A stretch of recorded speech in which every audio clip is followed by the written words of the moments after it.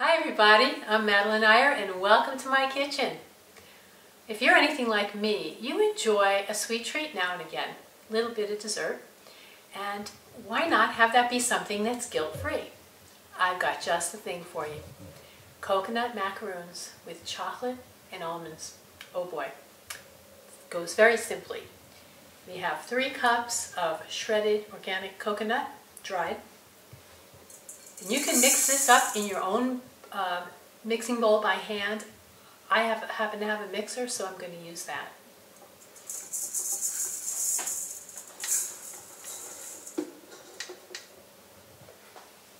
And if you do use your mixer, take a page from me.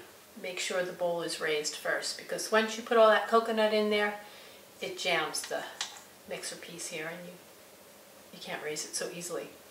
Alright, so we've got 3 cups of coconut and 1 cup of pure cacao.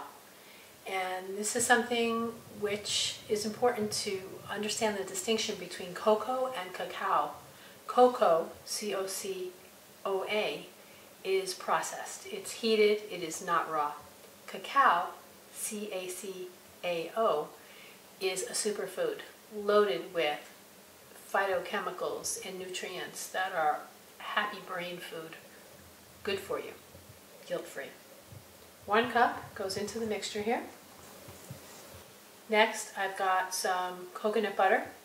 This is 1/3 cup, and if it's summertime, it's much easier to deal with. It tends to get hard. This I put in my dehydrator on 110 and just let it soften for a few hours. Make it easy to pour. Okay. Next, I've got 2 teaspoons of vanilla, nice vanilla extract.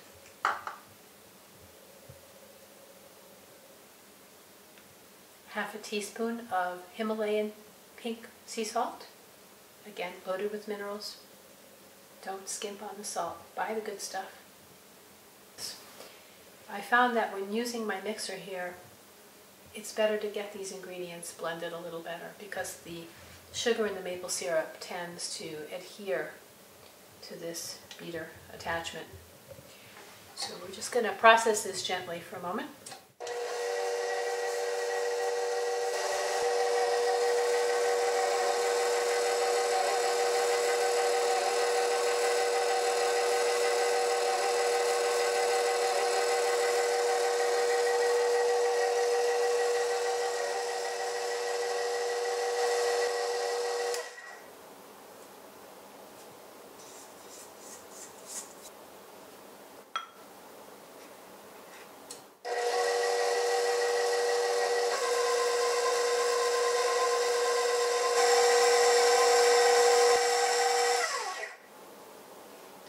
Okay, now this is blended pretty well. The idea is to do it long enough so that the coconut butter doesn't get all hard and clumpy. You want it well incorporated.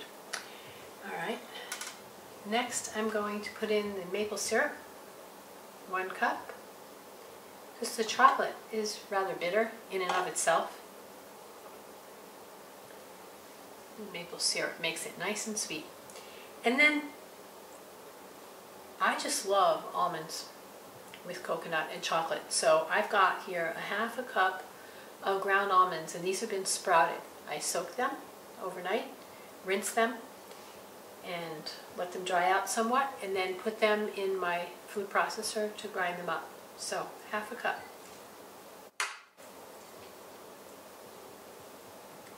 Mix it up again.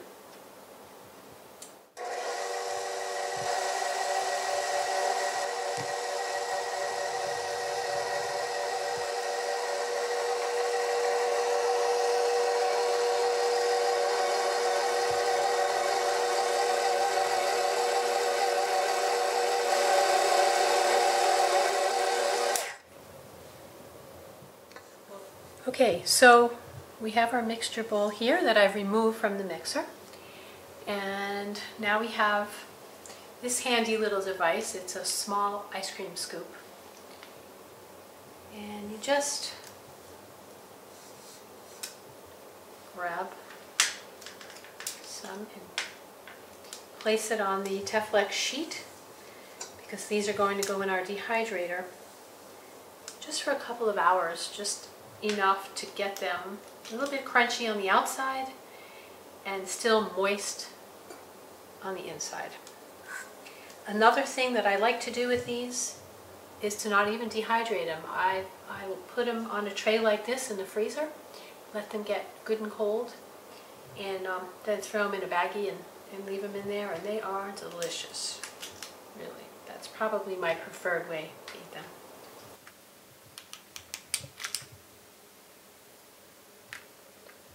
And there you have it.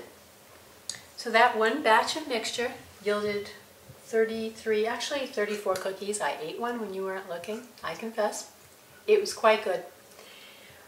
So I'll put these in the dehydrator at 110 degrees, and about 2 to 3 hours they'll be dry to the touch, not overdone.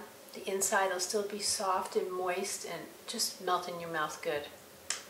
And then I will just store them in the fridge or the freezer, depending on how long I expect them to be around. They don't usually last here for very long because we like to eat them and offer them to friends. So enjoy this guilt-free treat. I know you will. And have fun. Try it with almonds, without almonds. Play with the different proportions to suit your own taste and enjoy. Thank you.